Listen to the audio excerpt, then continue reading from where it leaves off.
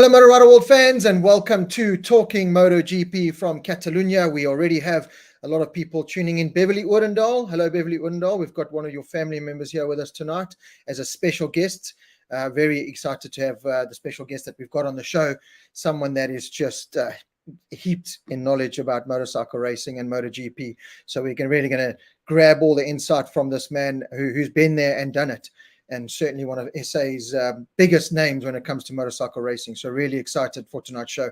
Van Erasmus, Wade, evening, Rob. Hectic start to the MotoGP race. Something about that Catalunya race and that first corner. That's for sure, Wade. Always brings up or always throws up a spanner in the works, that Catalunya. Wayne Taylor, Neil Richardson. Hey, Rob and all. Good to watch live for a change. I'm normally in Oz and can't often watch live. Always look forward to this after each race. Neil, thank you so much for joining us. Mike Teal and his grandson. How you, Liam? How you, Mike? Hope you are well. Josh Jamison, Yanni Stander, Sean Classes, Justin DP, Joe Alves, YouTube user, our famous YouTube user. Love having you. Geared Up Adventures, Yvonne Pretorius, Gordon De Beer, Starsky Williams, Paolo Portugal. How you, Paolo Portugal? Rasta Rebel Racing. How you, Uncle? How you doing? Chris Van Veek, I should say. How's it, Uncle Rob? From Surrey. What a mile race yesterday. Grant Scherer in the house as well. So, yeah, before we get into the show and I introduce our guest, some breaking news today, and I'll ask our guest about it, but let me know what you all feel, is the news that Johnny Ray, it's World Superbikes, but Johnny Ray has cut his ties with Kawasaki from the 2024 season onwards and signed as replacement for Toprak Razgerioglu in the Yamaha World Superbike team. Let me know what you think. I personally think it's a great move. I think the Kawasaki project has hit a brick wall. I don't think it's really going anywhere.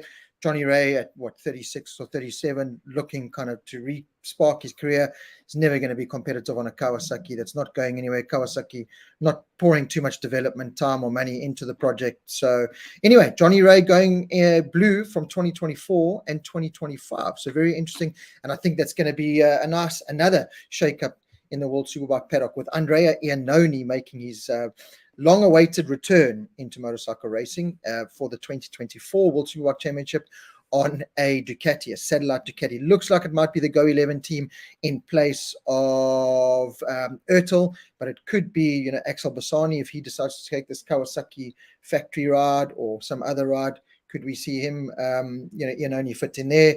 Bassani, I think he's got a decision to make because, it's a factory Kawasaki. Not really, it's a factory Kawasaki. But, do you want to jump ship from a Ducati, a satellite Ducati, albeit, where he's challenging top three week in, week out, and go into a Kawasaki that's going to be a completely new learning curve and the struggles with no development there. So, it's a lot of questions coming towards Superbike. But I think it's going to be an exciting season next year, and I can't wait for that. Good move for 65, Justin DP, I agree. Yes, Van Dixon, quite disappointing win. We'll talk about Moto2 and Moto3. Uncle, a lot of gray hair in the beard. Well, Chris, it's it's life. It's the midlife crisis tint that we all get. Also, I'm told that's what it is. My guest certainly has quite a bit of it as well. It's what happened when you work in the motorcycle industry in South Africa. This is what it does to you, I suppose, in the motorcycle industry anyway. Anyway, without further ado, let me introduce our special guest, and we'll carry on the conversation of World Superbikes and MotoGP and Moto2 and Moto3. Ladies and gentlemen, a very well-known household name in South African motorsport and worldwide, all the way from Johannesburg, and I'm pleased to say he's got electricity for now. Dave Peterson. Dave, how you doing? Great, Rob. Great to be on your show. I do catch up with it now and again, and a bit of grey going on, but as you say, the bike industry is not very good for us, and a lot of stress goes into it. And it's weird, you start racing motorcycles at a young age, and the next thing, you're this old grey bully at the back of the grid type of thing. It's your first race, you're at the back of the grid because you don't know what you're doing, and your last race, you're at the back of the grid because you're too damn old. Oh, hang on, I've just got hello, baby. Daddy's working now. Do you want to come say hello?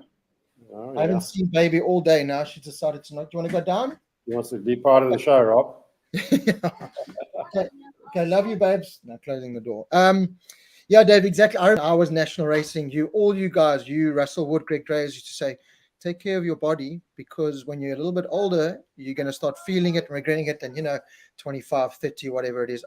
Shut up, you old has-beens. We know what we're talking about now. I wish I'd listened to you guys, because you wake up in the morning and everything creaks and groans, and yeah, it's not easy. And all this starts coming.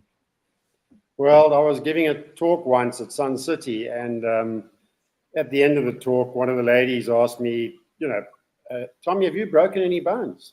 So I said, if it's got a Latin name, pretty sure I've broken it. So, and Dr. Brian Barrow was so right when I was 25 years old. He said, man, when you get old, you're going to have a lot of problems with your body. And he was right. It's horrible. It's so tough when you get older with all these injuries that we've had, Anyway. Yeah, it's horrible. Dave, just give us a quick update on your antics there back in SA. You're still doing a lot of the production work for national cars and ZX10 Red Square ZX10 Masters Cup, Sunbet Red Square ZX10 Masters Cup. Seems to all be going. You got it right this time, Rob. You got it right this time. It's only taken me 4 years. And can you pronounce Apanaganapathy? Apanaganapathy. I watched one of your productions today from Kyalami Festival of Motoring last year, and I just with Greg commentating, and it brought back some good memories of doing that stuff. But looks like it's all going well. Yeah, Rob, we continue to film the national series, which is mainly cars. Unfortunately, national superbikes, which is a whole new subject, you know all about that. We don't have national superbikes at the series. So the Extreme Festival, as they call it, features ZX10 Masters Cup, Sunbet ZX10 Masters Cup, with Red Square, powered by Red Square. But anyway, and Bridgestone tires, the tire of choice. Yep. So basically, we cover all of that, and we live stream it actually. So it goes out on YouTube and it goes out on Facebook, and of course, it does go on Ignition a week or two later, an edited version. So it keeps us pretty busy. Last weekend we had Port Elizabeth. Just got back from PE. The week before that was Kyalami, obviously the Festival of Motoring. And now on Wednesday, we fly down to Cape Town for the Killarney round national. But there won't be ZX10s at Killarney. Yes. They're not taking in the Killarney round. I think they're missing because they did a round on their own, and they had 2 rounds at Kyalami. Okay, so yeah, all looks good there. Like I said, I follow the Two Wheels Facebook channel, YouTube channel, I should say, quite a lot, and catch up with all the racing action there. So keep up the good work. Dave, before you came on, I was talking about some news that got announced today. Johnny Ray, it's World Superbike based before we get into MotoGP, but long time been with Kawasaki, won his 6 World Championships there, was so dominant for so long, but, lost a bit of that dominance. And I think it's more, same as we're seeing in MotoGP, which we'll talk about later, with Japanese bikes just falling off the edge, and the European bikes, Ducati namely, taking over that mantle. And Johnny Ray, I think, just recognized that if I don't make a move now somewhere, and Yamaha looked to be the best move for him, I might as well just retire. What do you make of that move? World Superbike. I hate to say it, Rob. For 6 years, the only official factory bike in the field really was Kawasaki. Yeah. I'm not taking anything away from Johnny Ray. He's an incredible rider and deserves every accolade that he gets. Yeah. But to sit and watch the same bike win for 6 years, and now subsequently Ducati, I don't know if it's the rules. I'm not sure what it is. But World Superbike did not do the production bike-based racing justice. Yes. And you got to remember, don't forget, Kawasaki pulled out of MotoGP and put all of their resources into the Superbike series. Yes. So they were the only official factory bike they're really putting big money in. You had Honda dipping in and out, and Yamaha and all the others. But Kawasaki was spending all of their MotoGP budget in World Superbikes. So I hate to say it, but I don't know if you feel the same way, but it's been a bit lackluster. Thank goodness the last year or two we've had the Ducatis, and I still remember Kawasaki fans saying, how the hell can this Ducati come, it revs to 17 million revs, and it's so much faster than the Kawasaki. Well, it's about bloody time we had some opposition, so great that Johnny Ray is going over to. Jonathan Ray is one of the best riders the series ever seen, Carl Fogarty's and all those guys. But Johnny Ray going to Yamaha is like a breath of fresh air as far as I'm concerned. I don't think he's going to override it quite as much as our Turkish riders do. I mean, how do you emulate that? No. He's got that. I think he might struggle a little bit with the Yamaha. Having said that, the more that they tweak the rules to try and make it more even for everybody, maybe that's going to work in his favor. You know, and I personally think, you know, so you cut 250 RPM off one of the bikes, rev limiter wise. I think it needs more than that, actually. If you're going to try and equalize it, almost like what has happened in MotoGP. Yeah, same ECU. You've got a standard ECU type thing. That's where World Superbike needs to go. And to be honest, try and do away with as much of the electronics as possible. Yeah, it needs to be as production based, you know, buy it off the show, pretty much like the ZX10 Cup. Buy it off the showroom floor. You have X amount you can do front and rear suspension, X amount you can do with ECU and everything else. But and the ZX10 Cup has been a perfect platform. And someone was asking here, Martinez was asking, you know, why is there no Superbike national competition in SA? And I think it's been down to that, you know, lack of sponsorship and support and money. You know, it's a very expensive sport, we know that, but I think it's also been because it's been up and down. The rules have changed so much. It's full-blown Superbikes one year, then it's restricted Superbikes the next year, then it's an evil playing field, and then this guy isn't happy with the rules, and it's just been a disjointed kind of I'm trying to think of the word, like a disjointed. Rob, how many meetings did we go to in the last couple of years trying to find a solution for South African National Superbike Series to take place? I had a call from a famous old racer, Mike Fogg, who took over the Roy Hesketh track, and he called me up. He said, Dave, we have got to do something about it. And I said, Mike, who the hell is we? Yeah. Because unless somebody can take the bull by the horns, enforce working rules, and try and have some sort of budget cap, because there's bikes running around out there that cost R1 million. So there's been no policing. Maybe one make series like ZX10 Cup is the future for now of national superbike racing. Yeah, I agree. You know, if I look at the likes of Honda back in South Africa, Kawasaki to an extent, you know, who are still supporting it in many ways. But I agree with you. I think off the showroom floor, keep it as affordable as possible. The problem is there's so many tuned bikes running out there that they're trying to cater for those. But I don't know what the answer is. Like you said, we've kind of sat down, and I still go to bed some nights lying here trying to think of how, you know, we can resolve this. And I don't think there is a simple answer to it. It's as easy as that. There is no. It's not easy. It's not easy. It's not easy. Dave, let's move on to the race weekend in Catalunya. We'll start off with the Moto3 racing. Moto3 just never disappoints. But a couple of things I took from that. That last corner incident with Dennis Onchu and David Munoz. What did you kind of think of that? I know Onchu got a double long lap penalty, which equated to 6 seconds because it was the last corner, last lap, pushed him down to 12th place. Munoz not too happy, but Munoz has been the guy that's been doing that a lot of the time. So, you know, you got to take it and give it, as they say. But what did you think of that decision for a 6-second penalty? Because why I'm bringing it up is just there's been harsher Jorge Martin in Austria turn 1 incidents that kind of went unpunished in that race, the sprint race. And Onchu, yeah, I thought it was harsh. But, you know, 6 seconds, double long lap penalty. You know, Rob, the whole penalty thing, I think, has got out of hand. Let's face it. The modern day racing, I'm not just talking MotoGP, has become a bit of a contact sport. Yeah. To be honest, way back when at Kyalami, it was more than a contact sport. I mean, we were using riders as berms for some of the corners. That's seriously. And you're using back markers to get in the way of other riders, all that sort of stuff. It's part of the tactics. I'm not saying that that is right. But what I am saying is, if you're going to have penalties, make it consistent, and that's what everybody's saying at the moment. So sure, Onchu bumped him off. Munoz, you know, he had been pushed wide anyway. He was sort of coming back on the line.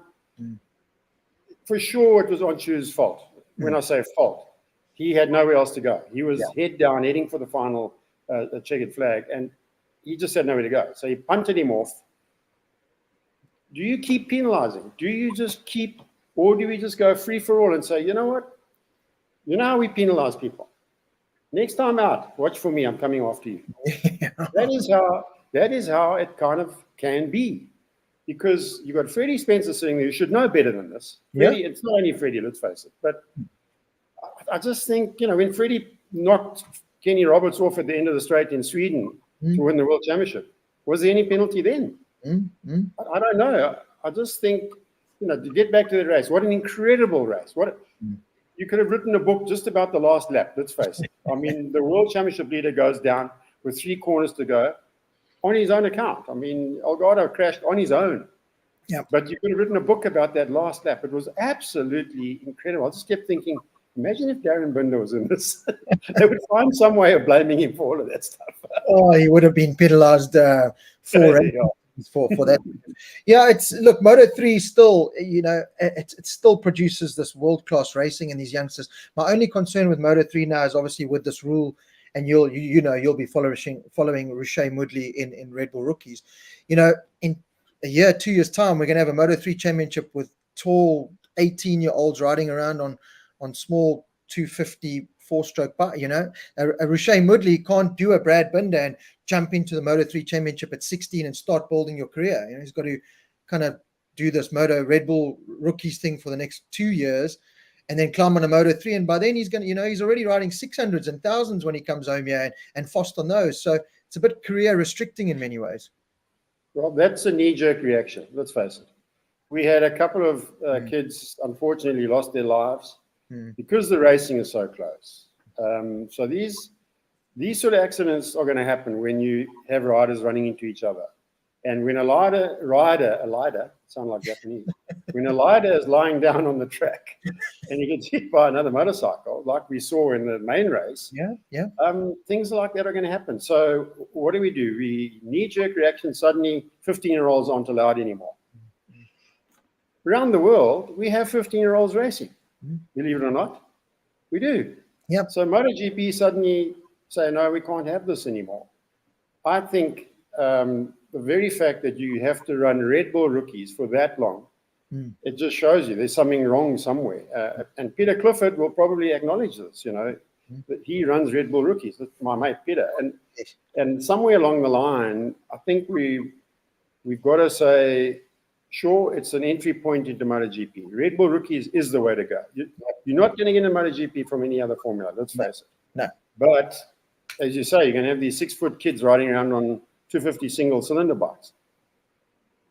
Do you now make Red Bull rookies the new Moto3 and Moto2 then the 18-year-old kind of feeder championship? Because it'll be kind of pointless having that Moto3 and then Moto2. I think you should just kind of get rid of that, make Red Bull rookies the entry Moto3, and then 18-year-olds can then go into Moto2. But like you said, we've got these youngsters racing all around the world. I think what's happening with modern motorcycle racing is a lot of trust is taken away from the riders. Even with these like incidences. Yes, we've all been through hard racing. I went on that racetrack, knowing the risks, but you would never go on a racetrack to try and kill someone or seriously harm someone. You would go and try and cut across them to defend your line or whatever. But nowadays, with all these penalties, trust's been taken away from the riders. And I think that's why a lot of these mistakes happen, is because the riders aren't being trusted. So they it's these panic kind of situations that they put themselves in, because now they're overthinking, or what's Dorna going to do, or this. And I just think there's too much for them to compute. And then these mistakes happen and then they go, oh, bugger. And it's ruining the flavor of MotoGP at the end of the day, because they've still got this product with these riders that's keeping a guy like me hooked. But at the same time, there's this other side where I'm going, well, do I really want to support it if this is going to keep happening with these silly... No, you're going to support it because the racing's so damn good. But a good point was brought up by Graham White Torrington, my fishing and riding buddy. Okay. He said, Dave, why don't we have, for instance, I knocked Rob Portman off this race, blatantly. Okay? I come third. I split my points with Rob Portman because you're lying in the gravel. Yeah. A point penalty. World Championship point penalty. Jeez. That's better than any bloody long lap or anything like that. Seriously. I mean, imagine if you now go, okay, well, the worst I can get is a long lap, and people are still won after long lap penalties. Let's face it. We've seen people starting in the back of the grid and winning races, all that sort of thing. So if I knock you off and I come in third position, okay, so I can get my 20 points. I have to give you 10 points to you. it's probably not as simple as that. But Yeah. there is a way of doing this sort of thing, because there's a lot of stuff. The green paint. They've tried to make the tracks safer. Yeah. By putting extra tarmac around the circuit. If we didn't have that tarmac, we wouldn't have any of these long lap penalties, because you'd have gravel. So if you ran wide and off the track, you're off the track. Now you're going to a bit of green paint. Oh, sorry.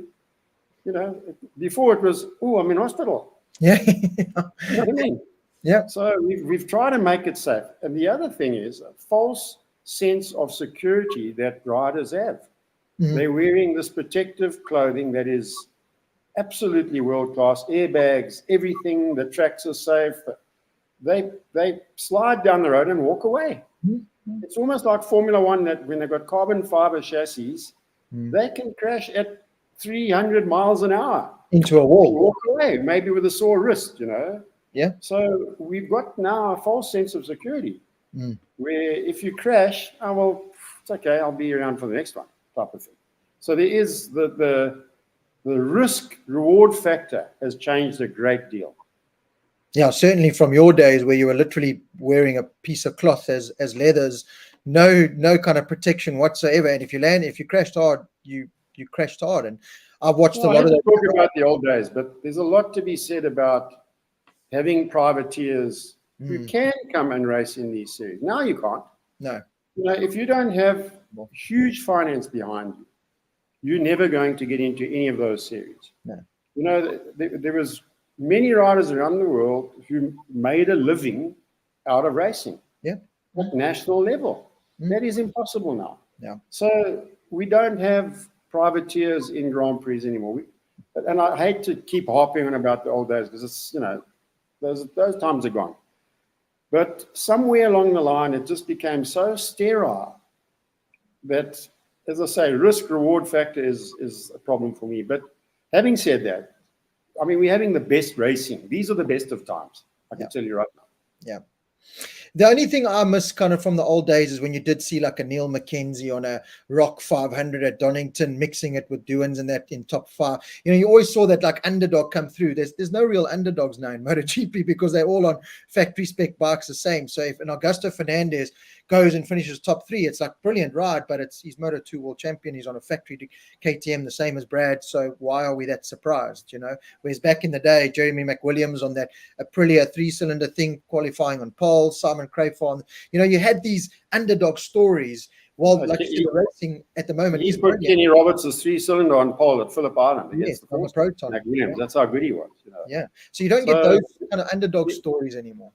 Yeah, you don't get that anymore, because it's just the modern world, unfortunately. But having said that, it gives everybody at least a fair chance. When we went as privateers to Grand Prix, we kind of were racing around for 10th place. Yes. Because you had 8 or 9 factory bikes that you could never compete with. No. So you're racing, and, don't forget phoning up Capital Radio and saying to Barry, I got 10th place. I'm over the moon. He's like, oh, so you're happy with 10th place? Yeah. They don't realize you were racing. You were racing against other privateers for 1 point. There was only points up to 10. Yes. So now there's no privateers. In some ways, it's a good thing.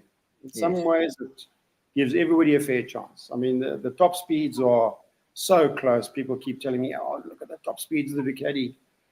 It's not just the top speed. Like, the Aprilia's proved that this weekend. Yeah. Having said that, I don't know if you noticed that Aprilia, in practice, come out of the slipstream of Ducati and go flying past. Yeah. And Brad had the quickest bike in Misano. So people keep saying, it's the top speed. It's not the top speed. It is, but you've got to have a package.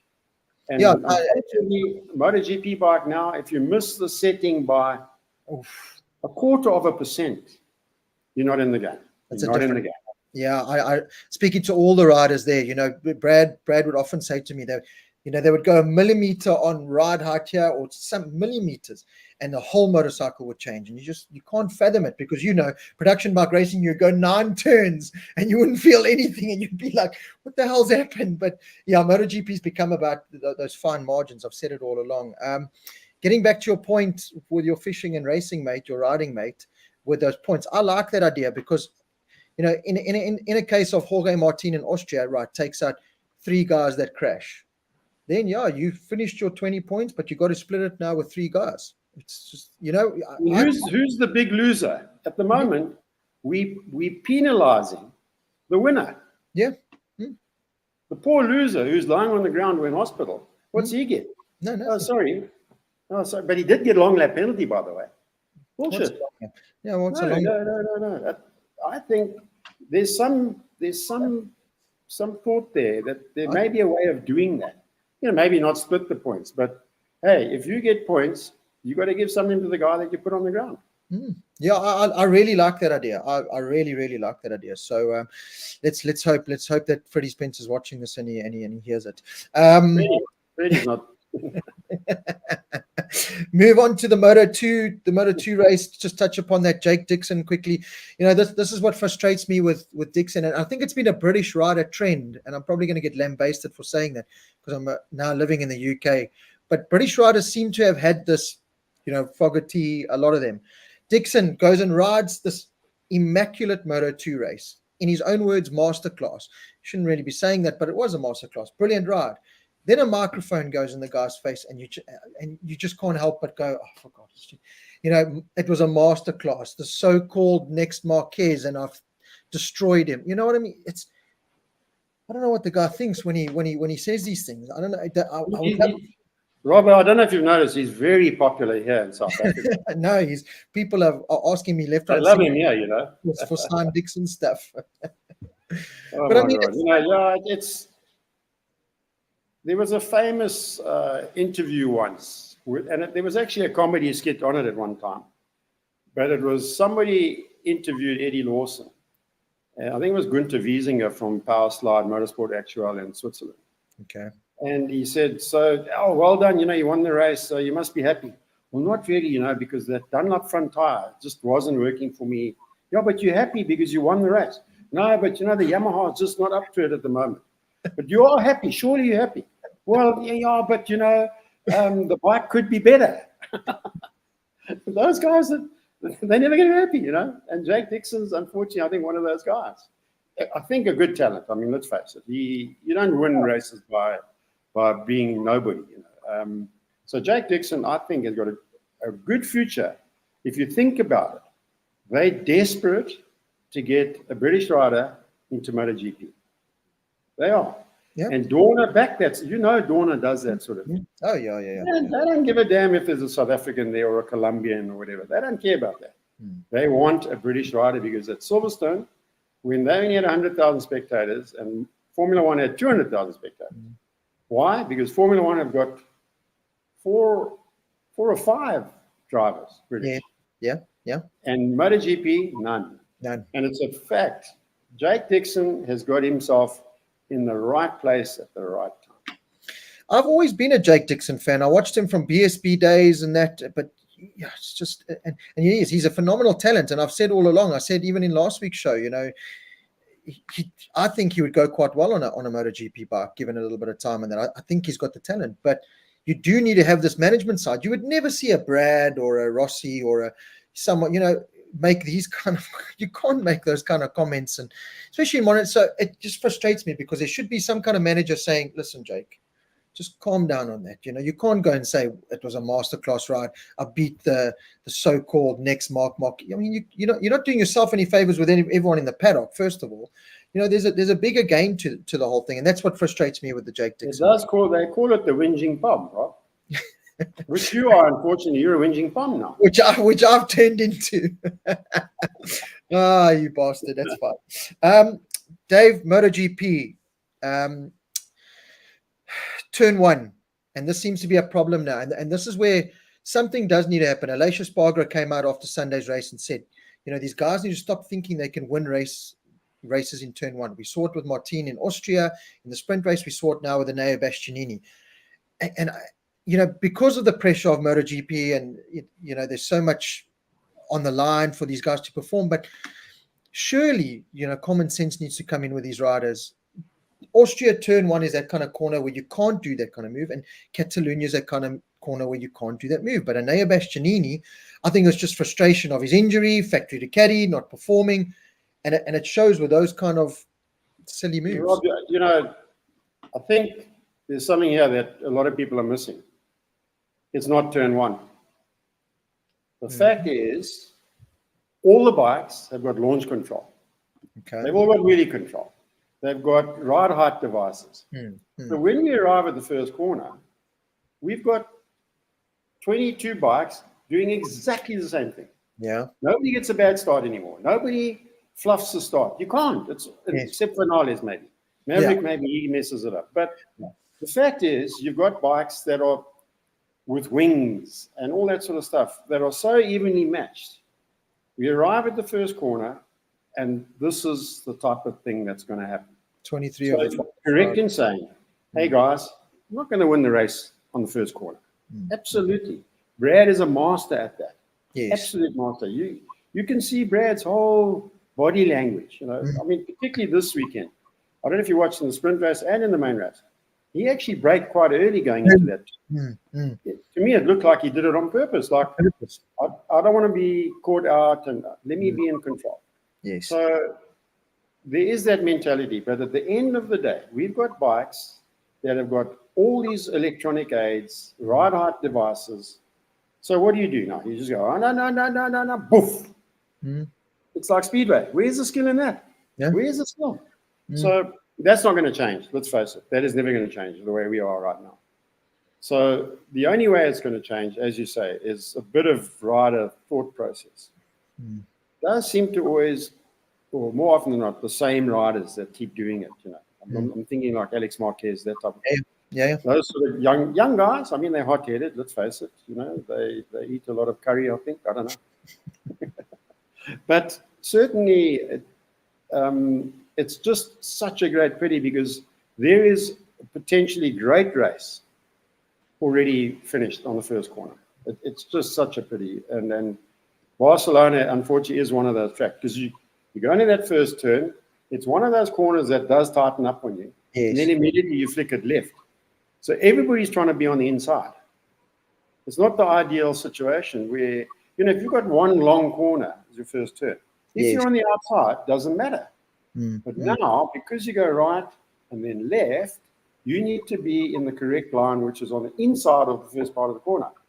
So everybody's gunning for that piece of tarmac. Whereas, as I say, you know, if you've got a long, preferably fast first corner, you can't change race circuits, let's face it. I mean, that's right. But it is just a recipe, that particular track. It's a recipe. It is a recipe, and it happens every time. And it was commentators' curse because they said, "Oh, is everyone going to make it through?" Unlike last year, yes, it looks, and then kabam! And like you said, you could see Brad almost brace himself for impact and brake early, and then get through it. And he ran up the inside. He went right up the inside, which you've got to do. That's what you have to do nowadays. Yeah, you do. And the other fools who are going up the inside. Well, this is it. You there's nowhere to hide. As you make a very good point with that, is that everyone, you know, it's not like, again, going back to the old days with the privateers and that there were guys. I mean, there were guys on slower machinery that just knew how to launch. So they would always get good starts. I remember like Christian Saron and that quite often got a good start. John Philip. No, don't forget Rocket Ron Haslam. He always got good starts, but then that would split the field up. By the time you went to turn one, you know, the leading guy could have a second lead in a short space of time because of starts. But now you've got 23 of the fastest riders on the fastest bikes, all with the same electronics, hurtling into. And the scary thing is, when I went to Catalunya last year, on TV, these tracks look nice and wide, and that they're not. You get there, and I walk the track and I go, no, man, this is a go-kart track. You know, how do you guys fit into it? And its camera angles are very deceiving. And you've just made a very good point. Funneling into there, there's no wonder why it is a Rob, disaster. you're pretty lucky that you didn't have to go to the old Barcelona track, which was Montjuic, not Montmello. No, I don't and remember. It was around the original Olympic Stadium on the streets. And interesting, I think his first Grand Prix win, South African Corp Bellington, was at the Montjuic track on a 350 Yamaha. So some history there. I rode there in an endurance race, and you know, coming from Kyle Army and our tracks to go onto a street circuit around the Olympic Stadium. I was like, oh my God, you're going over manhole covers and around a fountain where there's water. If the wind's blowing the wrong way, the water blows onto the track. Yeah. So, and I think Cork had his first win in MotoGP, in GP, was actually at the old Barcelona track. But you're right. When you see it on TV, it looks like this big, wide open place. It's anything but. No, it's so how they get those MotoGP bikes around there, I don't know. But getting back to the Naya situation and why I mentioned the Moto3 situation with Onchu for a double long lap penalty, there's a Naya Bastianini, gets it wrong, makes a massive mistake, but then, one long lap penalty, which is now carried over to the next race because he missed this race, but now he's going to be injured for the next race. So does it carry on that whole Marquez story again? But that's the inconsistency that I don't like. So it's like, well, which one? If you want to get penalties, I'm with you. Get rid of it. It's racing. Sometimes it goes for you, sometimes it doesn't. We've all had to deal with it. But if you're going to be enforcing penalties, then so how can Onchu be double long lap and Naya Bastianini who skittled? Onchu was one person on a last lap holding his line. Bastianini was never going to stop that bike, skittles 4 or 5 bikes or whatever it is. So how does the one double long lap and the one's a long lap? There's another way of doing it, Rob. How much money do you think that cost? That little crash. Work it out. Bastianini's crash. That 5 bikes on the ground. Oof. How much damage was there? Yeah. So do you make him pay the damage? Yeah. Maybe he'll think twice next time. They make enough money. Yeah. There's different ways of doing these things, but as you say, the penalty system for me at the moment does not work. If you don't have consistency and if you don't make those penalties work in your favor, and they're not working in your favor at the moment, anybody's favor. So why continue with that situation? Why continue? And I remember them making Darren Binder start from the pit lane 20 seconds after everybody else. Yeah. There were no long lap penalties. And at the time, it was, I thought, particularly harsh because Darren didn't deserve that at all. Yes. But they made him start from the pit lane. That doesn't happen anymore. None of that happens anymore. So you can skittle 4 or 5 riders. Okay, you're going to spend the next race actually on the sideline because you're injured anyway. But when you come back, one long lap penalty. Anyway, we could talk about the penalties all day long. And at the moment, that is not the solution. No. I like the idea here from Darryl Bryce. What about making the grid spots slightly further apart, e.g. have 1, 2, 3, but then have a 4-meter gap before 4, 5, 6, and so on, so on. Do you think there's something there with the grid, maybe potentially even, because it puts more emphasis on qualifying now, because if you have 1, 2 as your front row like that, then staggered a bit further back too, so you're kind of stretching the grid a little bit longer. Yeah, I like your idea. I really do. We've thought about that in the past. Much more staggered grids, because apart from anything, if you're on the 3rd row, you're on the 3rd row. Fine. Yes. That's who you've qualified. Yes. You're not going to make it up on the first corner. It takes away that, and also it takes away this thing of, I've got to be careful. Is somebody going to ram me up the backside because, I'm going to be taken out because we're all going to arrive at the same time. Yes. So the staggered grid or bigger grid is possibly one of the solutions, and that might actually work. I do like that idea. Going back to the old stuff, I remember watching those videos where Wayne Gardner, Kenny Roberts, all you guys would qualify in pole position, but everyone would line up on the front row in exactly the same. Everyone would roll forward. It was like, well, who's actually in pole? What's the point of pole position? Because the 4th place car lines up in the exact same. It was like, what was the point of old school racing, actually? You forget, I started racing GPs when the Dead Sea was just sick. Before it was completely clubbed. My first year of Grand Prix, we had push starts, literally. Stand next to your bike. It was the most amazing thing. Dead silence on the start line. My first Grand Prix was at Paul Ricard in France. And I stood there. I've never done a real push start, in a race. Stood next to the bike, and it's just amazing. The silence and you've got the commentator over the loudspeaker saying 30 seconds, 30 seconds. And they do it in all the languages. And you're just standing there. It's eerie, absolutely eerie. And just praying that your bike starts. That's the thing. I mean, Eddie Lawson could never start that Yamaha. I was just going to say. Spend the whole week qualifying and end up last in the first corner anyway. I remember watching all those. I love watching those old school videos still, I must say. Brian Ritchie says here, have the start line 100 meters closer to the first corner.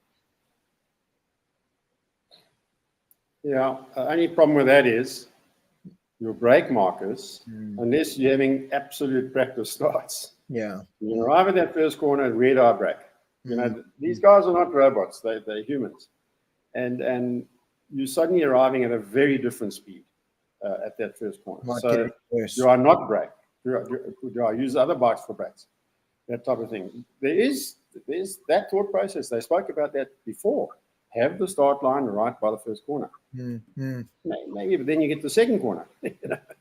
I think as long as we've got bikes that are so equal, we've got riders that are so equal, we're going to have this situation. And some tracks are worse than others. They definitely are. I hate to say it, we're going to Misano. Guess what? Very similar situation.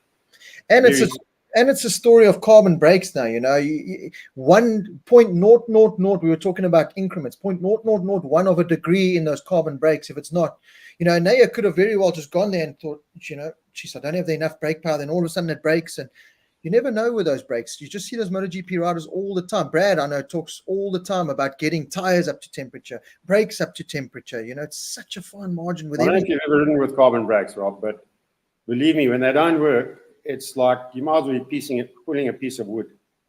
When they don't work, they just don't work. So, you know, carbon fiber brakes, obviously they've got their great advantages in that they're light, and when they do work, they work properly. But that's also a point. You're getting to the first corner. Are my brakes warm enough? That type of thing. You know, you've noticed the tire warmers. They're wheel warmers nowadays. Yes. Keep everything warm. The rim, obviously the rim, the brakes, if possible. It's not just a tire warmer nowadays. So there's all of that. The solution, who knows? You know, maybe the staggered grid. Maybe, you know, the first row to the second row has got to be 30 meters. I don't know. Maybe the back row starts at the final corner.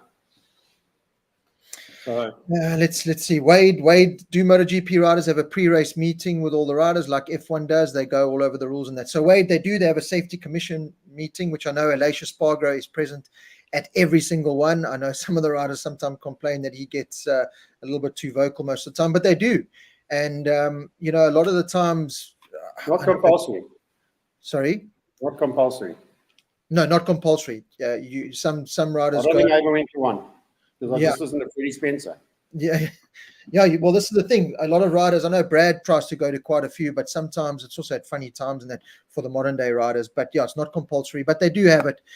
It just doesn't seem to be working either, because the riders can say what they want, and it doesn't seem to be happening the way they want it. So anyway, Dave, Brad Binder, obviously we haven't spoken to you.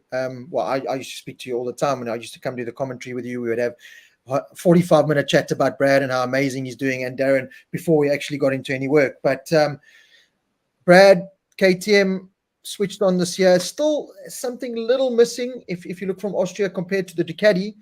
But if you take Pecco out of the equation at Austria, you know, Brad would have won both races by 4 or 5 seconds or whatever. But give us a quick roundup of, I mean, to think that we've got this little kid that you also, you know, we remember interviewing this 12-year-old brace-faced kid at Red Star, who's now literally got the keys to KTM factory with how much they love him and doing what he's doing. Brad Binder is one of the fastest, smartest riders in the world. Yeah. That I can tell you. Yeah. And that hasn't happened overnight. People keep saying, hey, there's Brad Binder suddenly here.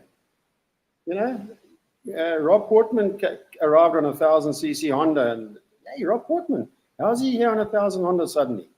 It doesn't happen suddenly. He's put in all of the learning curve, the hours. His dad has invested, his mom and dad, the family. So Brad's not an overnight sensation by any means. And he is definitely one of the fastest, smartest riders, I think, in the world at the moment. The KTM, I think the bike is probably very close to anything else out there at the moment. I think the big problem with the KTM is they're super critical on tire temperature and compound. Yes. You know, if you think about it, a year ago, they could only race on a hard compound front.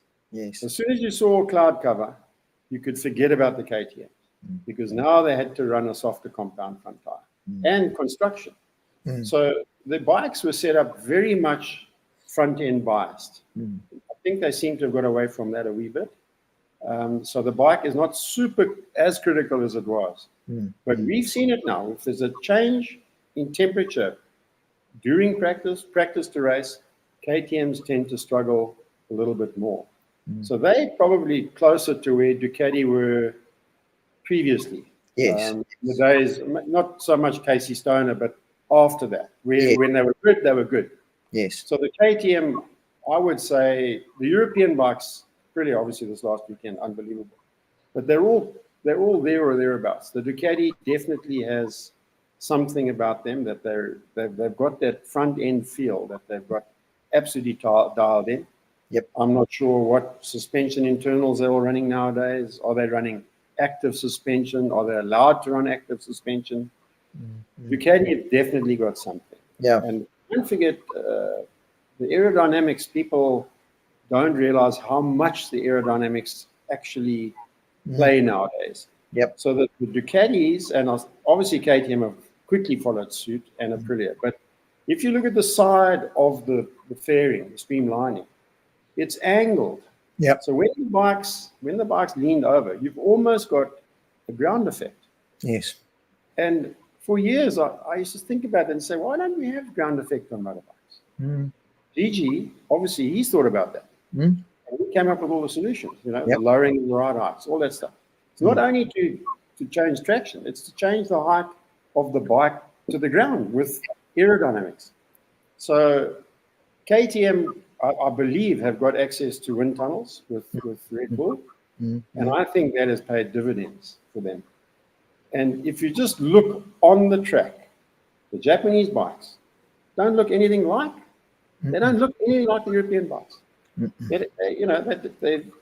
Surely somebody in Japan looks and says, hang on, that Ducati, why has it got that wing and that side fairing and that little scoop here and that and that?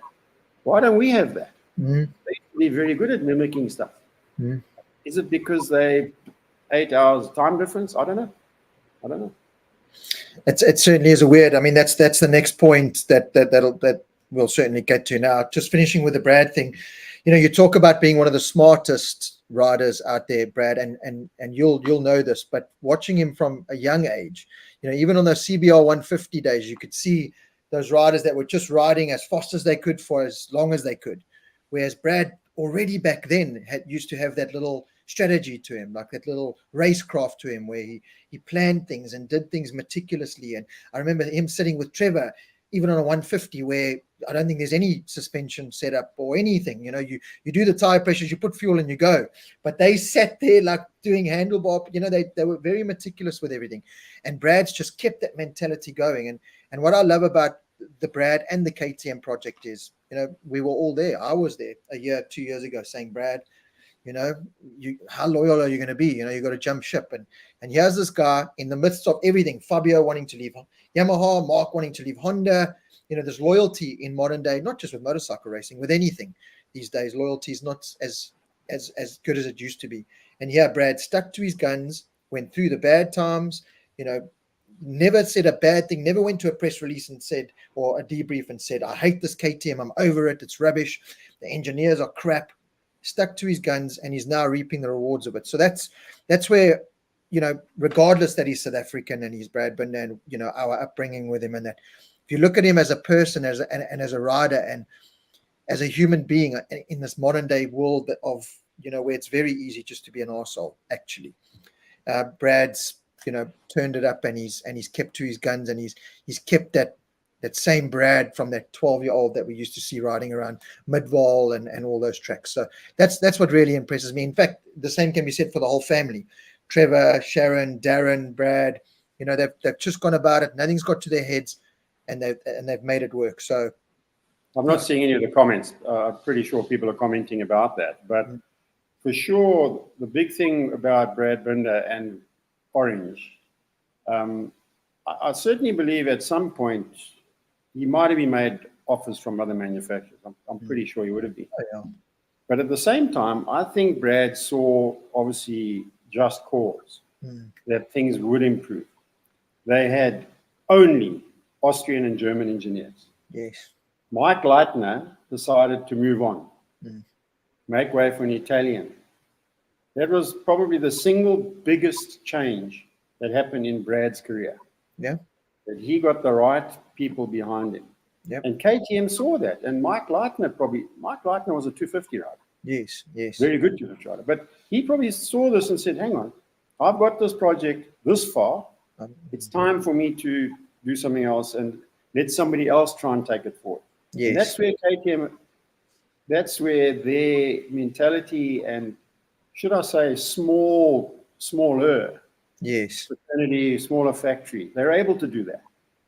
Where, as you said, Honda, Yamaha, they can't do that sort of thing.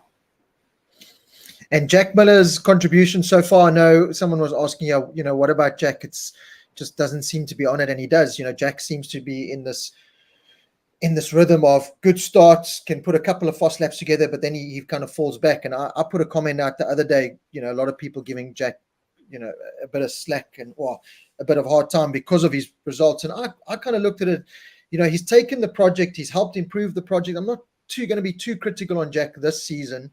Next year I'll be more critical. But having said that, there is this pattern emerging with Jack Miller where, he doesn't seem to be certainly doing what Brad's doing. And they literally, next to each other, they're very good mates. They talk about everything, they've all got access to everything the same. So why is Brad able to do it and Jack not? Is it just that extra experience that Brad has on a KTM, or is it just that Jack's riding style is kill the bike early on and then not maintain it?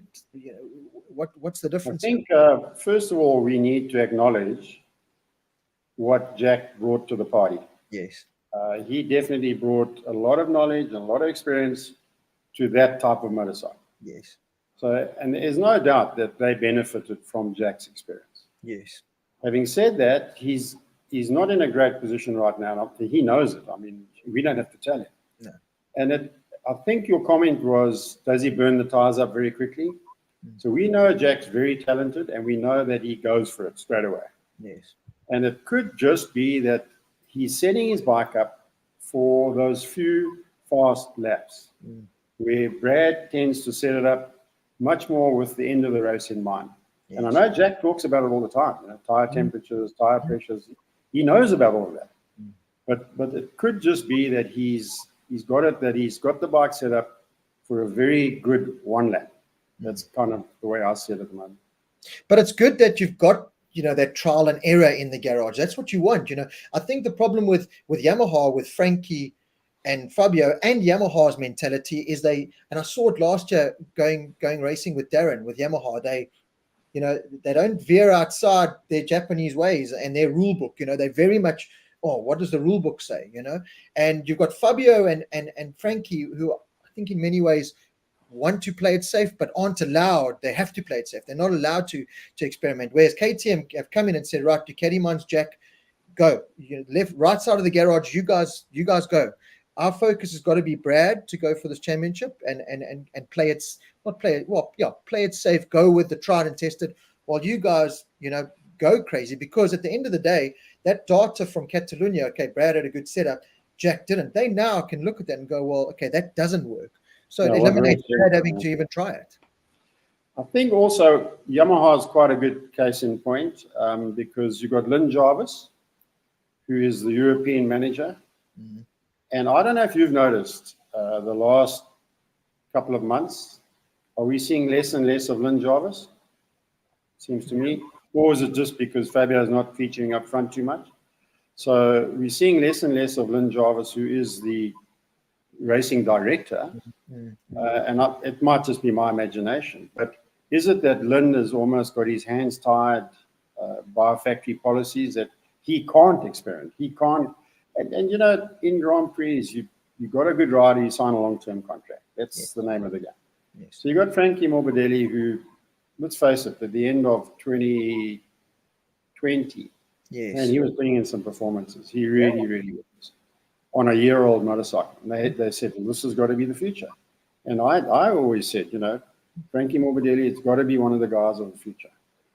But something's happened in the setup that he can't use the bike like he used to. Yeah. It could also be riders have crashes, they lose confidence. He's never found his confidence back. Look at Marquez. Seems to be quite happy to run her in 10th place right now. And he's saying, but I'm overriding the bike. I'm doing my very best. That's not the Marc Marquez that I know, that's for sure. And Morbidelli might be a similar thing. Quartararo, on the other hand, seems to be, I don't know if people watch a MotoGP live, go and do yourself a favor. Watch Quartararo, what he does on a motorcycle. It's unbelievable. It's unbelievable. Yeah. But now he's got this frustration going that he's got to the point where he's kind of just blaming everything except himself. And Zarco, when he rode for Hervé Poncharal, and he had some great rides, and then Hervé said the problem with Zarco is his own ego is a bit of a problem. Zarco's his own work that out. And we could be heading down the same road. I think so. Just before I touch on that, just a couple of questions here. Brenda Boehm, Ducati R&D and racing about 20 years compared to KTM's only 6 years. That's again where you have to take your head off to KTM, is that they are still relatively new, and this is where Honda and Yamaha find themselves, is they where KTM were 6 years ago, and we were all saying, well, KTM or Pit Byra certainly was saying, we need the 6-7 years before we get going. Aprilia are a good case in point. So yeah, there's a big argument to that as well. With regards to Fabio, another thing I've noticed, Dave, is when you saw a happy Fabio, and I said it from the first round at Portugal this year when I went, and Silverstone recently, Fabio's, when he signs autograph, it's not this happily bubbly kid anymore. And if you look from last year and the previous year, before he climbs on the bike, it's fist pump all of his team members, climbs on the bike, nothing. There's no more fist pumping. There's no more nothing, which tells you, Fabio's shut off to that project until something comes up. The problem is, and it's the same kind of reflection on Marc Marquez and Honda. Back when you were in Grand Prix, Yamaha, Honda were the almighty forces. I mean, did you ever think that we'd see the downfall the way it's gone? I mean, it's not just a small downfall, it's a rapid downfall. Watching Marc Marquez on board, I'd never ever thought I'd say Marc Marquez would be a mobile chicane. He was getting in the way of riders in those practice and qualifying. He was getting in the way. Then you go on board, and just acceleration of that Honda, it's just like they're nowhere near the game. I think that's a traction problem. I think power-wise, they're not that far off compared to the other bikes. Honda know how to make power, let's face it. Yeah. I don't know if you watched the Suzuka 8 hours. I mean, at one point in that race, there were 6 Hondas in the top 10 in the 8 hour. Yeah. And Suzuka 8 hours is like a 8-hour Grand Prix. So Honda were there. As I said, I just think they're out of touch a little bit. They're out of touch with what's going on in Europe at the moment. But how do they get in touch now? Is it going to be a case of, well, you've got to wait 6-7 years as Aprilia and KTM did? Or do you know that the Japanese literally tear up that rule book, start throwing in a couple of Italians and Europeans in? Because again, you look at the garage, and other than the guys working on Mark's bike, changing the discs and wheels, the actual guys with the clipboards making the decisions are all Japanese. So does there need to be this culture change for these results to come? I hate to say this, Rob. Suzuki pulled out. Honda philosophy was racing sells bikes from the 1960s. Yeah. So maybe that's still their philosophy, but after a while you start saying, hang on, we're investing a lot of money into this MotoGP for what? Yeah. To be made to look like idiots. That's what's happening. And Yamaha can't be far behind that. And Kawasaki, we see in World Superbike, they're kind of going, do we need to be spending all of this money? So maybe the solution is produce a bike, give it to Europeans to run.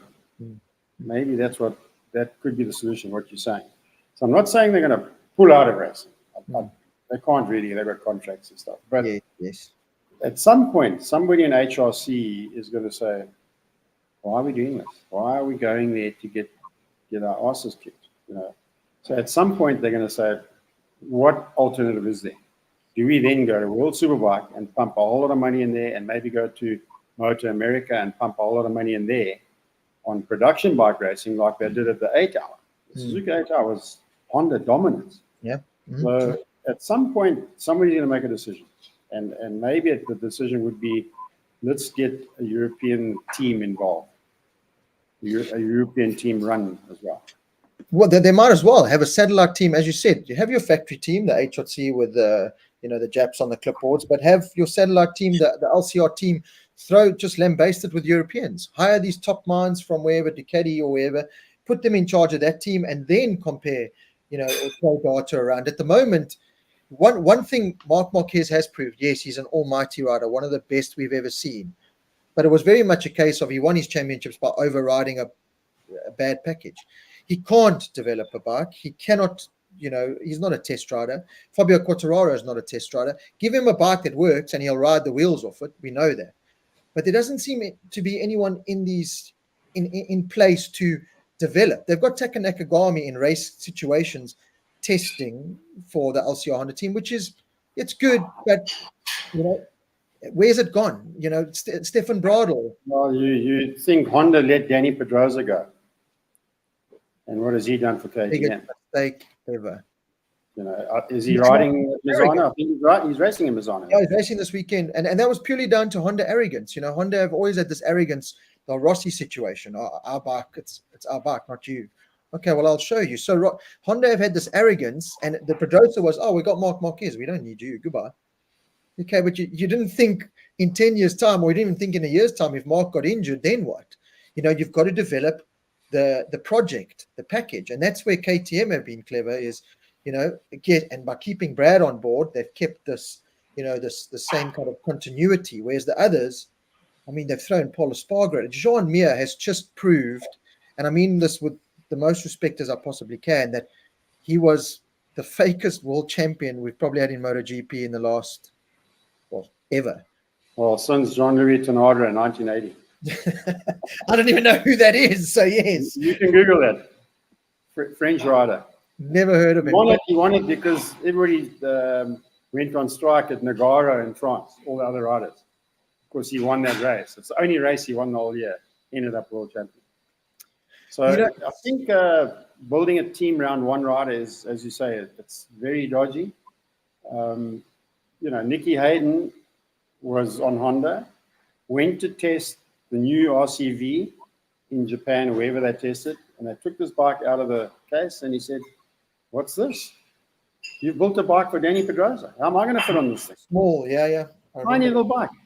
And Hayden said, "So what am I doing here? What's the point of me being here?" With the number one plate. Yeah, with the number one plate. And suddenly where was he? He's riding a bike that looked like it was from Tron movies. Yeah, it was, yeah. That was the 800 days, yeah. What do you make of the latest rumor that's come out now? Stephen Berry's just brought it up, and I've actually got it down here, of KTM have got this problem. They've got Pedro Acosta. They need to find a place for him. Paul Espargaro saying, I've got a contract. Augusto Fernandez saying, I've got a contract. The latest rumor from Speed Week, I think it was, which is a very reliable source, saying KTM are going to offer Jack double his money now to be a test rider on the side with wild cards thrown in, and throw Pedro Acosta in there. I don't believe that for 1 second, to be honest. Most of these contracts are fairly watertight. The only way you get out of these contracts if the rider wants to get out. Yes. Because if the rider doesn't want to ride the bike, normally they say, okay, go. But if it's the other way around, so this whole franchise system it's reared its ugly head again, hasn't it? Yep. And this is what Mike Trimmer and them were working on all along from the old days. IRTA. It's going to be a franchise system. So you own a franchise and it's worth a lot of money. If KTM want my part of the franchise, you're going to pay for it. Yep. So these other teams, they know what they've got. And KTM was saying, but hang on, there is room for one more bike in the rules. Because don't forget, when Suzuki pulled out, they were not replaced, actually, as a factory. So if you look at the factory bikes, there's room for another factory team, according to what happened when Suzuki left. Yes. So KTM do have a case in point there. Yeah. The other point is that the franchise system does limit how many bikes you can have on the grid. Yes. So I realize the paddocks are only so big. You can only have so many transporters. You can have only so many hospitality units and all that sort of stuff. So you've got to draw the line somewhere. But wouldn't you love to see another 4 or 5 bikes out there? I would. I would love to. Yeah. Just having a look at some of the comments here. See the front runners team. So no Lynn. Yeah, Stephen Berry saying you don't see Lynn Jarvis because they don't show Yamaha that much anymore. Brad will smoke Acosta like a doobie at Coffee Bay. Where do you think Acosta is? I mean, do you think I watched the performance on the weekend again? There's no doubt he's a supreme talent. There's no doubt. But did we not see the same with Remy Gardner and Raul Fernandez in Moto2 on the IO KTM bike? And then they jump into MotoGP and they kind of get lost in the system. Well, that's the danger, isn't it? So you've had how many riders now get 1 year to prove themselves? Yep. Costa has shown that he's not infallible. We've seen that he can make mistakes. We've seen that he can get injured. We've seen that he's hot-tempered, all that sort of stuff. He's obviously a great talent, but I think he's hell of a young to be demanding what he's demanding. Yeah. There's a lot to be said for experience. You think that you put Acosta versus Spargaro, who's what, 30, what's he, 35? Yeah, 35. Them to get on the same bike. What do you think is going to happen? No. That experience is going to come in. Yeah. Acosta is not, he's going to find out very quickly he's not quite up to that speed. And he's going to get a huge shock, unfortunately. I'm not saying he won't do it. I mean, Marquez jumped on a GP bike and did it. But I seriously think Acosta could be in for a bit of a rude awakening. Yeah, and he shouldn't be throwing down the gauntlet all the time. Yeah, he does. He does seem to have this. Well, all the cards are in my hand, and you better listen to me. Otherwise, I'll go to Honda. KTM could call his bluff in a way and say, you know what, go to Honda. You're not going to go to Honda. Our package is better. But I just look at, recent history shows that Raul Fernandez has just proved to be, he was the next Wunderkind, and he was on an Aprilia at Catalunya this weekend where you just have to sit on the motorbike and you'd finish top 10. And he wasn't even close to challenging in the top 10. So Raul Fernandez hasn't done it. He's had a lot of crashes. He's lost confidence. And I just hope he gets the chance to keep going because it'll be a great pity to see him, short career kicked out into the dust. Well, I don't like that sort of thing. Remy Gardner, for instance, I'm not a fan of Remy Gardner's manager, and even Wayne blames his manager for all Roger Burnett or someone, eh? Yeah, so he was the demanding guy and creating all of this stuff, and eventually they said, you know what, go somewhere else. And then World Superbikes has done him no favors either, but I don't think he's on the best bike in World Superbike anyway. But it's not fair. Darren, a case in point. I mean, Darren Binder deserved at least 2 years. Yeah. Let's face it. Darren had some pretty amazing rides on that bike. For a guy that had ridden a 125cc single-cylinder motorcycle up to that point. Yep. He did really well, I thought. No, he did, especially if you break it down. And like you said, if you've got that racing mentality and you know what to look for, Darren did a fantastic job. Often on race weekends, obviously Darren would come into the box afterwards and be disappointed, but you'd sit down and say, right, Daz, look at this, break this down of what you've done. Forget about the result.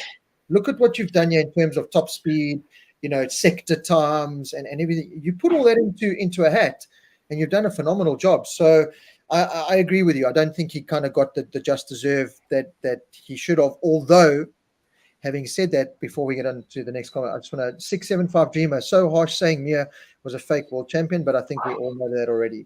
I know it is harsh in saying, but he hasn't backed it up, is what I'm trying to say. Getting onto the Daz subject before we finish off with MotoGP, so let's just jump back to Moto2. We all know the talent. We all want Daz to succeed. We all want him to have that second year in MotoGP. More and more people are now asking me the question, has he got a ride for next year? He missed the race weekend at Catalunya with another injury, with his back injury. Will he make Misano? I don't know. I haven't had any updates. I haven't spoken to the family. I haven't spoken to anyone. Maybe Trevor or someone can message me and tell me how Daz is. But the reality, Dave, is on paper, it doesn't show for good signs for Darren to be re-signed for next year, if you know what I mean. On paper, on how it's gone with the results. Having said that, Rob, there's other riders in that category, and let's face it, Moto2 is a graveyard. Yeah. It's a graveyard. So unless you happen to be on the right bike, and the right team at the right time. Moto2 is a graveyard. So I'm not saying anything wrong with Darren's bike, but I don't think they've got, for instance, the experience that Ajo's team have got. You know, so Darren's probably also, I don't think he's a test rider. I don't think he's in a position to be developing a bike really. He's been thrown around the paddock too much to do all of that. So Darren, I think, deserves another chance. Excuse me, but I don't think it's a given that he's got a ride. As you say, there's a lot of people saying, you know. That's what I worry about. Is on paper. We're worried about it. We are. I think Trevor is, and I'm surprised he didn't ride on the weekend because Trevor had said to me, "Oh, it looks like it's going to be okay." Fractured vertebrae. They were fully expecting him to ride. I'm not sure if he didn't pass the medical or what, but they were kind of expecting him to ride, from what I could gather, this last week. And by the way, did you notice Brad's stitches on his eye? Yeah, trial riding. Yeah, I think it was Courtney that gave him a club. I don't think it was trial riding. So, I think if he was a soccer player, he would have missed a month. But yeah, I hope Darren's at Misano this weekend. It's just, you know, when people ask me that question, I go, there's a talent there. Just give him time and he will produce. But at the same time, it's like, well, you know, he's not riding. He hasn't really put results in. And then you look at it realistically, take the fanboy cap off and you go, oh, shit. You could see how there's cause for him not to have a ride. I'm not saying that is. I'm just saying you can understand when some people do go. I'm trying to get it, Rob. You're talking about bikes and teams in a category that is just that close. Yeah. You know, you point one out. I mean, for instance, who would have thought Alex Marquez would beat his brother hands down every single race? Yeah. You put Mark Marquez on that Ducati. Now, I guarantee you he'll run on the podium. I'll put money on it. Definitely. So you put Darren, I'm not saying that his bike's that bad. They're all so close. But I just don't think the package is quite right at the moment. Yes.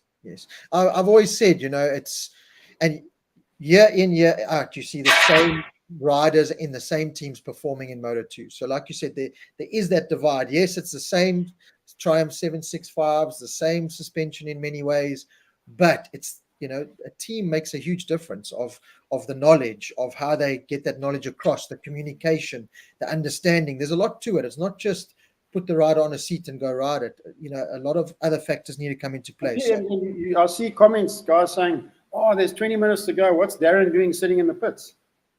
You forget there's adjustments to the bike, but there's tire allocations. You can't just go around and around and around burning up petrol. You're not allowed to do that. So there's a whole strategy to every weekend. And what you're saying is correct. The team strategy maybe is where they're lacking at the moment. Yeah, they're not getting something right. So let's hope it turns around. I know Darren's got a lot to show the world, so let's hope it turns around. Just quickly, VR46 Bezzecchi, championship contender, having a great second year in MotoGP. All the talk of going to Pramac has kind of maybe clouded. We've seen this before when contract talks come up, some riders seem to lose focus a bit. We saw it with Bastianini last year. We saw it with Martin last year when there was talk of him and Bastianini, who's going to the factory team.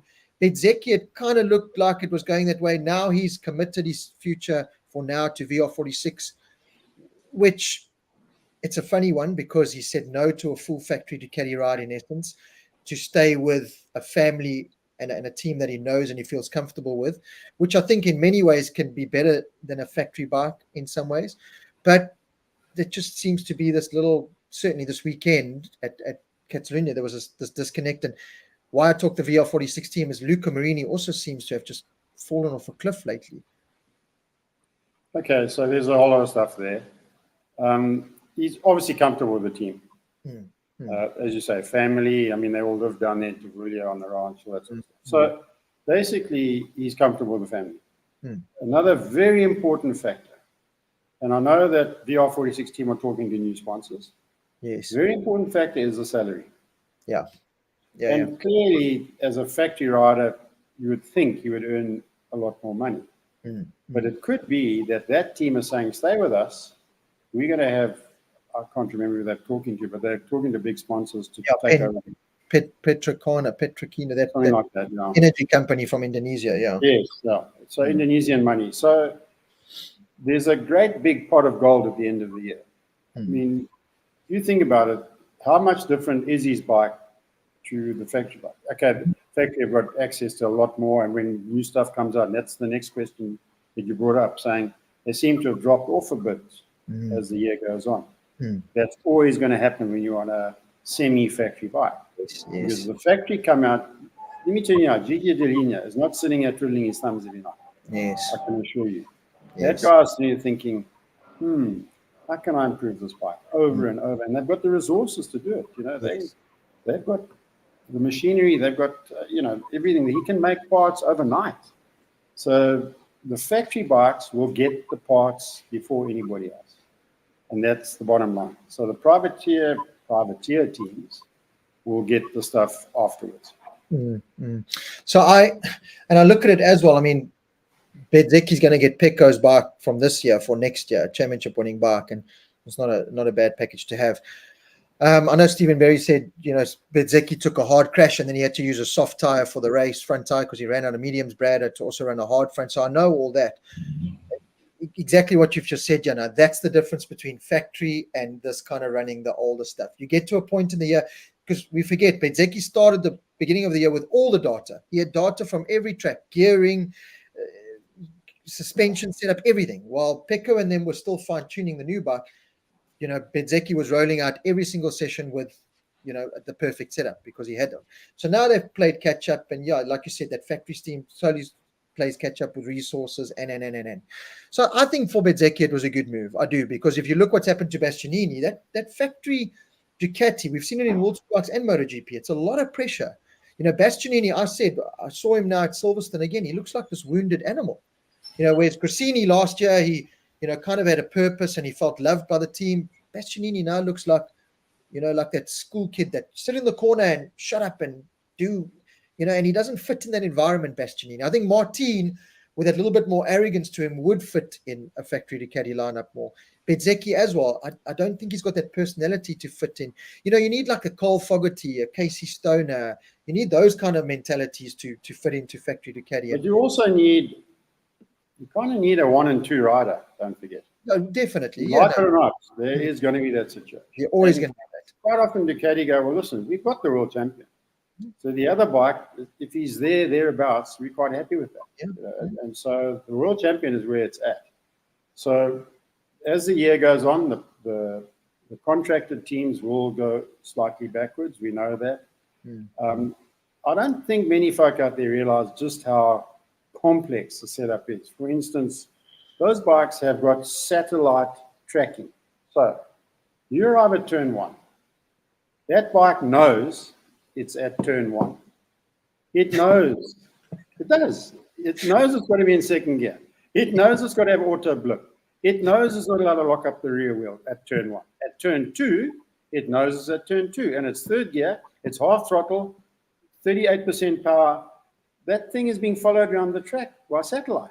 That thing's talking to the computer the whole time. That is why, as you said, beginning of the year, Bezzecchi had all of that from last year. So now the factory have, obviously the 23 bike they've developed. You get to the point where suddenly that gap starts appearing. Beginning of next year, watch, Bezzecchi will have all of that info, all of that stuff that they've got right now. Same thing, yeah. Listen, hats off to Aprilia this weekend and Aleix Espargaro. A couple of years ago, I was one of those guys saying, Aleix Espargaro is a grid filler, and is he really going to do anything in MotoGP? He's taking a salary.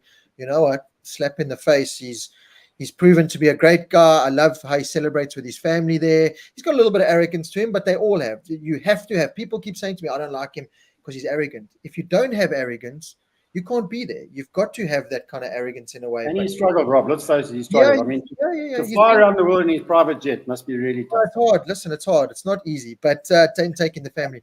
But listen, hats off to that Aprilia project, because people forget. Joe Roberts told them 2 years ago, I'm not going to ride your bike.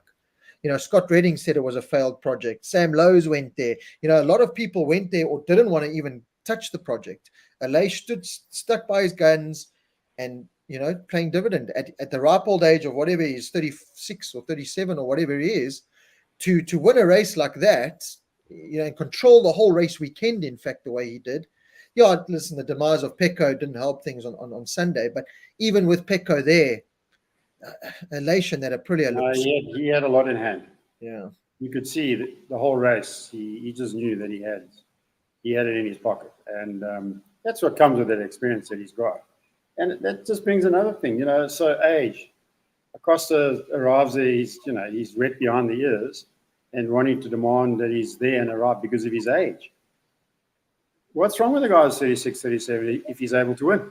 These modern day guys at that age are different compared to back in the day. Yeah, it's a much different story.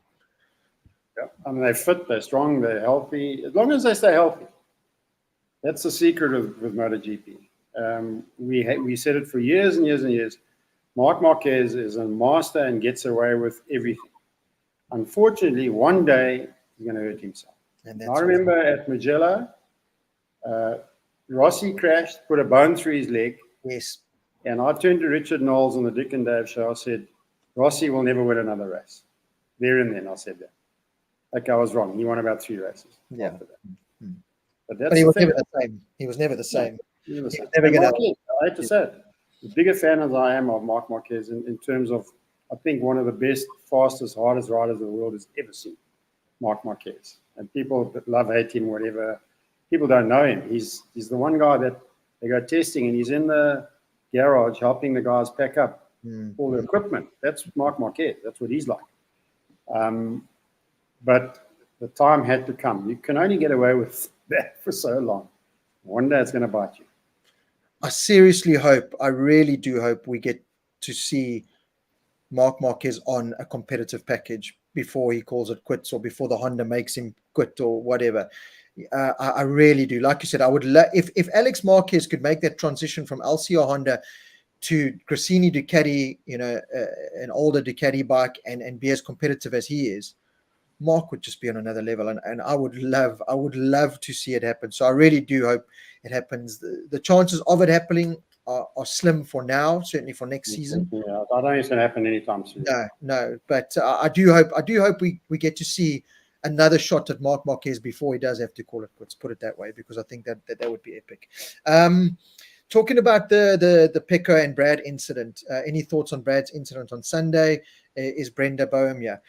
How do you think that will affect Brad? Listen, Dave, I haven't ridden over another rider, but I've been ridden over. We all know, the sad moment with Brett McLeod at Kyalami all those years ago. It's the reality of racing, but it's not a nice thing in that situation that Brad was put in. As mentally strong and focused as Brad and all these guys are, how is that going to play on your mind? Or I don't know. Well, we said Brad is very smart, and unfortunately this could be a bit on his mind because he is that smart, and it does play on your mind. I mean, a reminder, hey, totally not his fault, totally. Can't put blame anywhere. No. But you couldn't blame Colin Edwards and Rossi when Simoncelli got hurt. So you kind of go, he's going to be thinking about it. I mean, the very fact, the way he reacted, that he quickly went to the medics to check on him, it must have affected him. Having said that, in the second, the restart, he was there. On a hard front tire. And he was riding around the outside of people within a lap. So just such a pity that the bike croaked in the restart. That's such a pity because that confidence would have helped enormously. The other good thing is we've only got 5 days. The next practice starts at Misano. Yeah, so he hasn't got a lot of time to sit and think about it. Yes. So Brad I'm pretty sure he'll handle it. Having said that first corner, maybe he's going to go, just be careful. And how does this play on Pecco's mind now? Because massive championship lead, everyone talking about how it's done and dusted, and he's kind of saying, what, can't be. I came from 93 points back. So he's got double whammy because now he's thinking, Jesus, this could happen anytime where I crash and I get ridden over.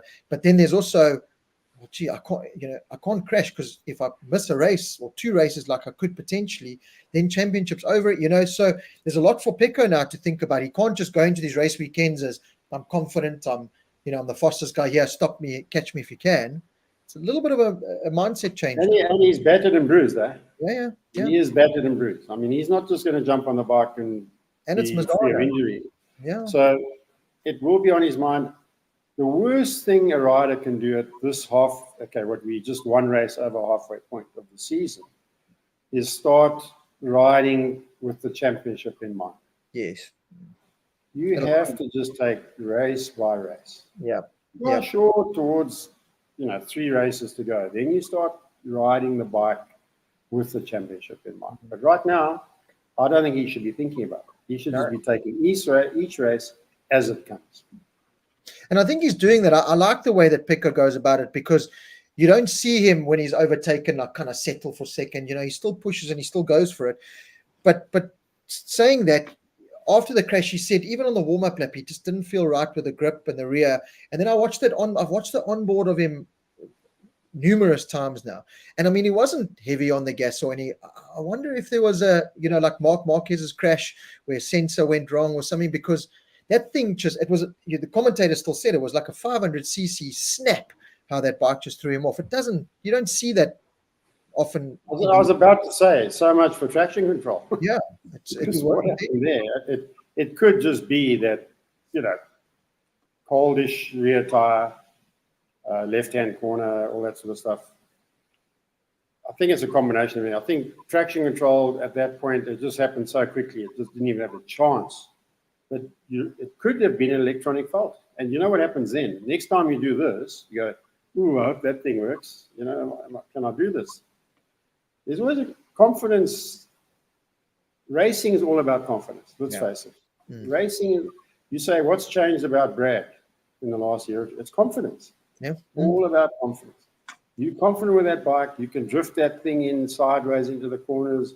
Jack Miller's been doing it. It's confidence. That's what it's all about. Well, you can see, the Brads, the Peccos, any Ducati rider are climbing on that bike. The Aprilia riders are climbing on that bike going, we've got a competitive package. A Marquez and a Fabio are climbing on, and their first thought is, oh God, how hard am I going to have to ride this thing? Or is it going to just crash for no, you know what I mean? They don't have this thought of, right, let's go attack lap times, whereas the other riders do. They are now thinking, oh, what's going to happen now? So you're 100% right. It's all about the confidence. And you can see it in the paddock, in the race debriefs. You can see it from the riders that sit there and the way they talk and present themselves, up and joke with the press a little bit to the Marks and the Fabios that just sit there defeated going, don't know what to say to you. I just don't, what do we say? The results show for itself where we are and how much we're struggling. And it's sad to see in many ways. It really is sad to see. But talking about the Pecco incident, now that John Dobell's just said, what was it, maybe a cold rear tire? And this is the increments we were talking about MotoGP. Pecco complained that it didn't feel right on the warm-up lap, that he didn't have the grip. So was it a case of he couldn't go as fast on the warm-up lap because he didn't have the feeling to get enough heat in the tire, which means, that Michelin, Brad's told me, if that thing is not spot on with the tire temperature and the tire pressure it needs to be, the thing doesn't work. The Michelin's great when the specs are on par. When they're not, you can't ride the thing.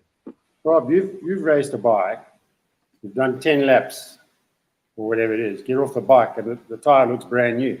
Yeah. You've had tires that just don't work. It happens, yeah. It's not a perfect world. And that Michelin trees that they grow in Brazil, whatever they do, maybe you got a bum tree this time around. He did get a bad tree this time. Finishing off with the Brad, we'll end the conversation there. But I think one thing that's also really helped him this year, Dave, is qualifying. There's no doubt about it. He's been able to qualify first 3 row. Third row is now bad qualifying for Brad. That's really lined him up for better races in many ways, and just shows you where the packages come in. I remember going to Portman at the beginning of the year. Brad, he had his neck injury and that, but Jack, and I go back to it. Brad was a bit miffed that race weekend because of his neck, but I also think Jack was a pain in his neck because Jack rocked up. You couldn't run a KTM on soft tires. Jack Friday put soft rear, soft French, posted the fastest time a KTM's ever gone around Portimao. You know what I mean? Jack dismissed all these things that Brad and the KTM had kind of said you can't do. So in a way, mentally, Jack being there has got Brad's had to like hit himself and go, well, I've got to make this work now because Jack's doing it, you know, and that's improved his qualifying, being able to. Brad on a KTM was hampered by the fact he had to run a hard front tire on the Sunday because he had no mediums left. That would have been overcast. Yeah, cold and overcast. Forget about it. Absolutely forget about it. You know, that would have been his go-to tire a year ago. Now he's saying, I don't want the hard, I want a medium. But having said that, looking at the Aprilia's front tires towards the end of that race, it's a pity he had the technical problem because could it have played in his hands? Maybe. Well, you saw Aleix running wide on the last 2 laps. He was battling to hold the line. Shows you a whole lot of things. That they set that Aprilia up on the front end of the bike a lot so that it can turn. The problem is the last 5 laps of the race. And that's why it's such a pity, as you say. If Brad had managed to do the full 24 laps, they would have definitely been in with a shot because he would have had the bike set up that you can run that tire right to the end. The Aprilias were struggling at the end. They really were. There's no doubt about that. And, you know, you look at the bigger picture and, you know, thankfully Pecco Bagnaia is okay. The biggest loser is Naya Bastianini from the weekend with a broken wrist and whatever. Pecco seems okay. It's going to be interesting to see if he rides this weekend. But there was an advantage to be had there for Brad and KTM in the championship because Pecco, you know, was out. Brad could have potentially finished third or better, closed more points on Bezzecchi, who had a terrible race. Martin was there, but he could have really taken a massive step closer in the championship. And that's what was frustrating for me. It was like, even if he had finished 5th or 4th, he would have gained points because even though he's been finishing 2nd and great results lately, he's been losing points to Pecco the whole time. This amazingly lost a lost opportunity. That's all I can say. And the very fact that he didn't lose his rag about the bike, because he knows, you and I know, everybody knows, that was a massive opportunity lost. And the fact that he didn't come out, he just said, oh, we had a technical issue. You know, if that had been Quartararo was out of bloody bike, blah, blah, blah, blah, you know, Brad just said we had an issue. That is what it is. That is what it is. Yeah, listen, he's the perfect professional at the moment, is our Brad, and we're very proud of him. So it was a great weekend of racing. Misano this weekend, Dave, I think is, again, I went there last year, how they get those MotoGP bikes around there. I was lucky enough a couple of years ago now, I went around there in a Lamborghini car. And from playing the game and watching it on track, watching it on TV, you think you've got all this room to play with. But again, it's this go-kart track. And I think there's going to be a couple of big players this weekend.